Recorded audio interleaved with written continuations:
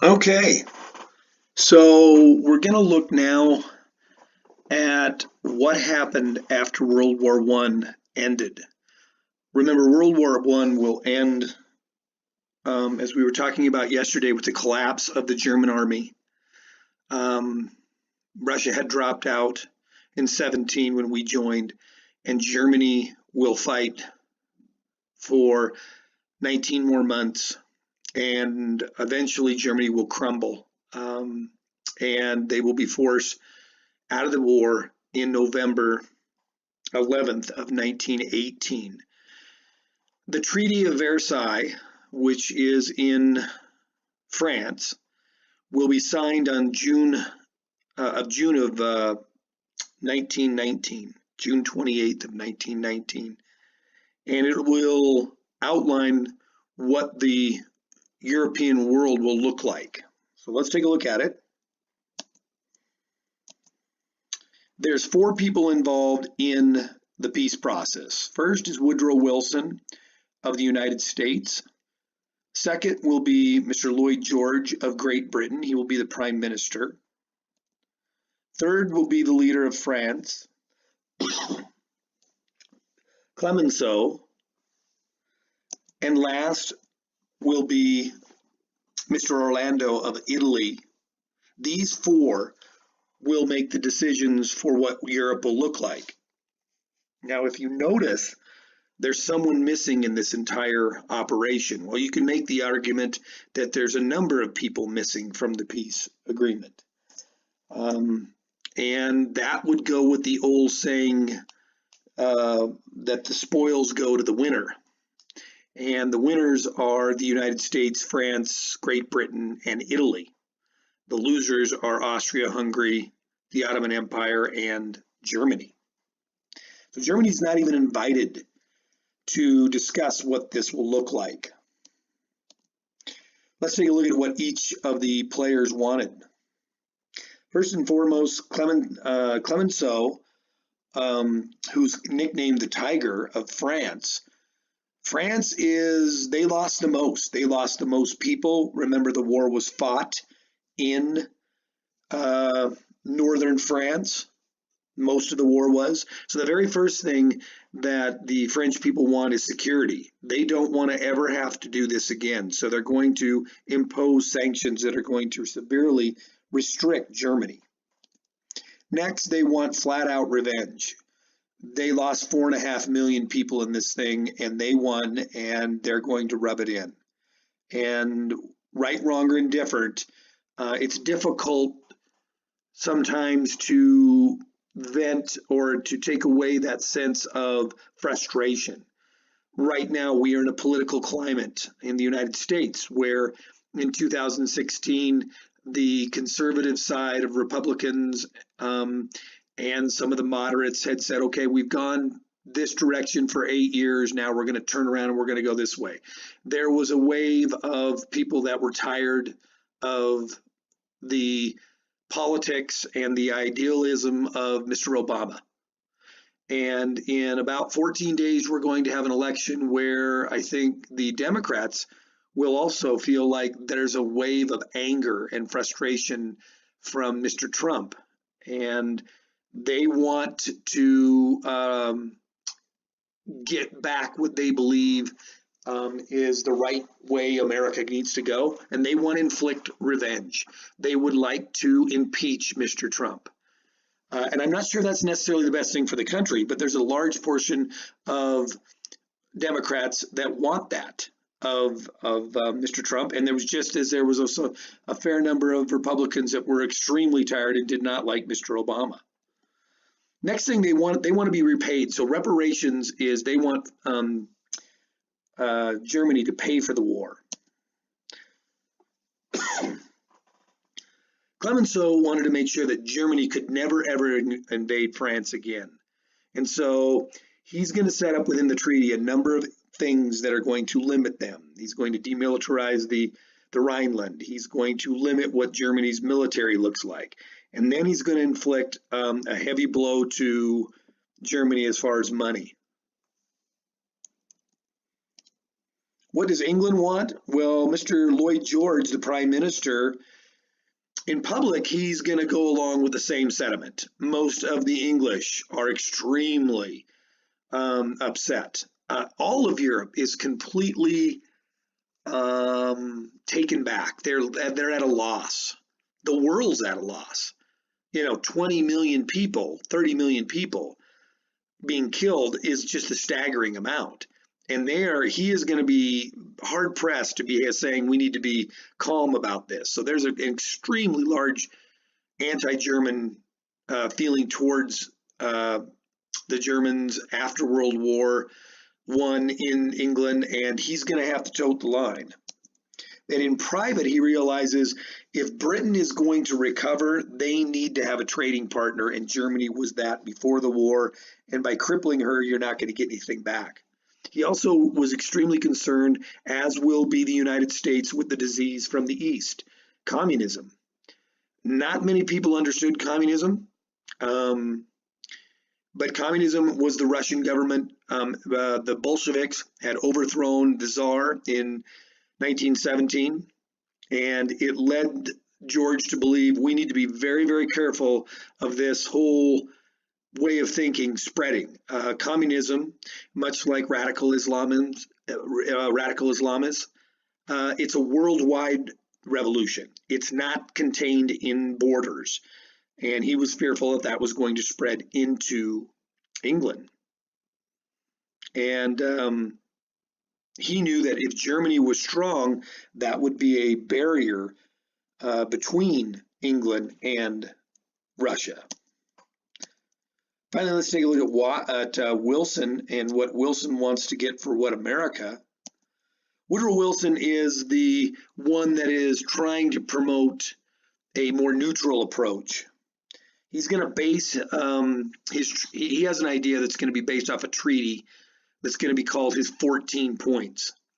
Now, he believes Germany should be punished, but by punishing them severely and rubbing their nose in it, he feels this is not in the best interest of the future world. He did not want Germany feeling resentful. I think Wilson also, for those that maybe be saying that America's out for their own interest, yes, we're out to get that trading partner back too. We wanted that. Wilson wanted to set up an international organization called the League of Nations, and the League of Nations is the forefather to the UN, the United Nations. And the idea of the League of Nations was the League of Nations would step in against a bully, against somebody who had stepped out of line, and we would all look and say that this is going to be for the betterment of the world. So we would stop the bully, and if there was another Germany of World War I and they started to move one way or another, then the rest of the world could step in and say stop.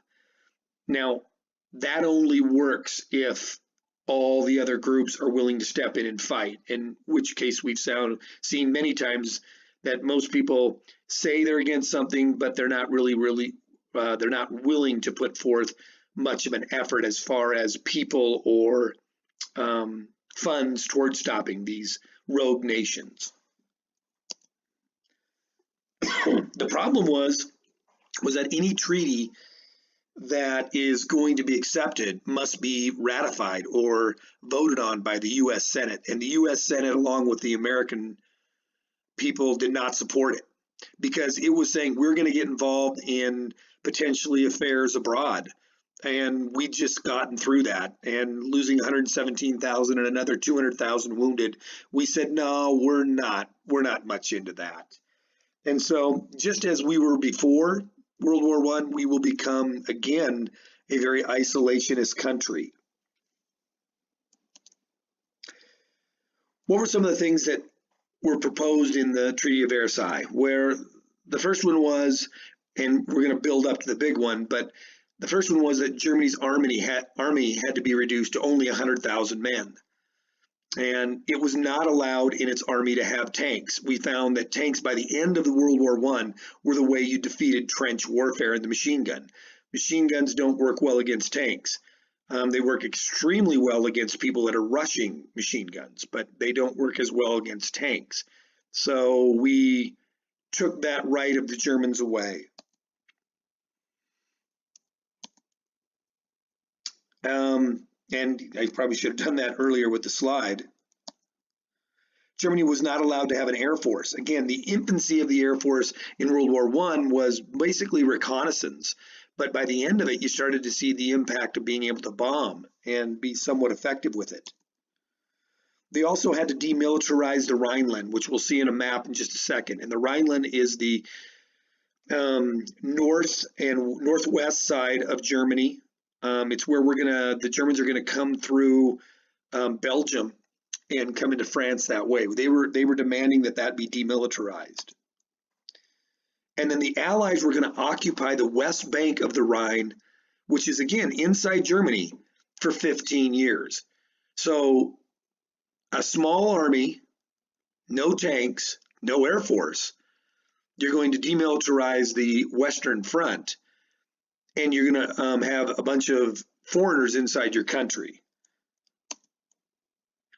Oh, last one but not least, the German Navy had to have no submarines because submarines were so effective against the Allies, and they could have no large battleships.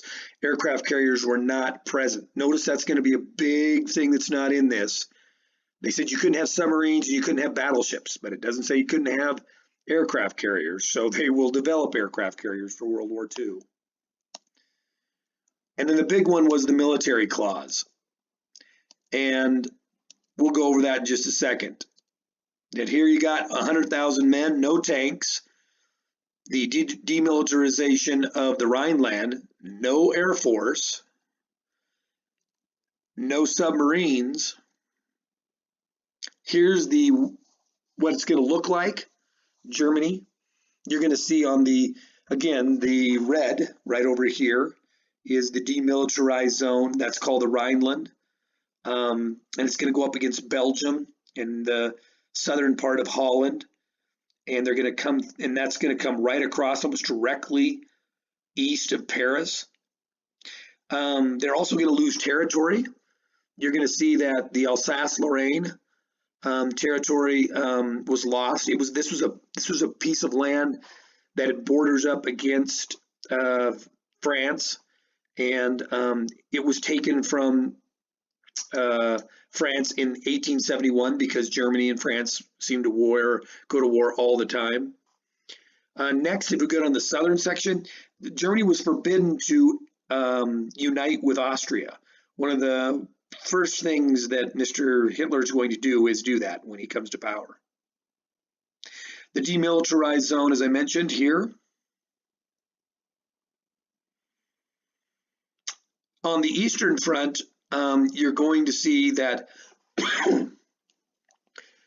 we're going to have Poland come about, and which is going to be a brand new country, along with Czechoslovakia. All this is going to be new, and you'll see another map here in just a second. But it's going to change dramatically areas that they lost on the eastern side that are going to go to Poland. And so there's going to be a great deal of resentment from Germany for losing. First thing that when Hitler comes to power in 1936, I believe, he's going to remilitarize the Rhineland, and then he's going to take back this country that's lost to Poland on his eastern border almost immediately. And then he's going to take over this down here in his southern section of Alsace-Lorraine.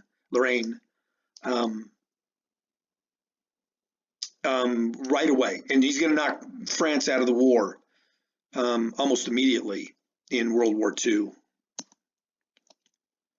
So we're taking a look at all of their colonies Germany was going to lose. So they had a number of spots around the hemisphere. Africa, they're going to lose all of that. The Alsace-Lorraine was given back to France. It's that section that is butts right up against Germany. The Rhineland, which is right on the western side of Germany, will be given back, or not given back, but it will be demilitarized, and it will be occupied by 15,000 troops. And here's what the European map looked like before 1919, with Germany and Austria and Hungary, and all of those Slavic countries to the south of Austria and Hungary were theirs. And then here's what it's going to look like after 1919.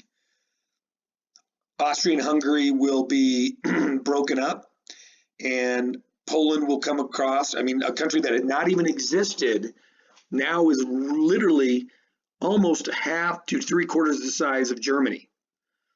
And all of these other Slavic countries are now going to come into existence. So quite significant. The big one, though, was the War Guilt Clause. And the War Guilt Clause in Article 231, and it makes Germany take responsibility for, and as it states in the statement here, that Germany was going to take responsibility with all of her allies for causing all the losses and damages to which the Allied and the Associates government and their nationals have been subject as a consequence of war imposed upon them by the aggression of Germany and her allies. So in common English, Germany, you lost, you're going to pay, and it's your fault, and you're going to like it. Well, they're not going to like it. They had to accept the responsibility. Again, Mr. Hitler and the Nazis will use this to their advantage. No bombs are going to drop in Germany in World War I. There's no battles fought in Germany in World War I. All of it is fought on foreign soil, and yet we're taking responsibility for losing the war. The other two sides didn't do anything to start the war. We're responsible. They had to pay just a huge amount of money back. They had to pay initially, it was $132 billion that Germany was forced to pay. And that's going to change in 1931 after they had paid back $23 billion. But they are going to be forced to pay back this money, which is just going to decimate their economy. Just absolutely pound away at their economy. Germany will make its final payment to the United States in October of 2010. So it's going to be a huge amount, and it's going to cripple their economy is what it's going to end up doing. As mentioned, Germany was forbidden to unite with Austria. They could not allow that. That was not going to be allowed. That's going to be changed by Mr. Hitler when he comes back in. How did the Germans react to this treaty? Well, most Germans thought the treaty was what they call a diktat. It was a dictated peace. Remember, they weren't even at the peace process. They didn't get invited to the peace conference at Versailles. So how can you have a peace treaty where we're not a part of the peace process? That's their position. And they were threatened if they didn't sign this with war, that they would go back and go to war with it. This was not what they were told when they were going to end the war. They were being told Wilson's 14 points, that it was going to be a much milder peace. This is not at all what they were promised when they stopped in November. Most Germans believed that the War Guilt Clause was completely unjustified. They felt that France and Britain had done just as much to start the war.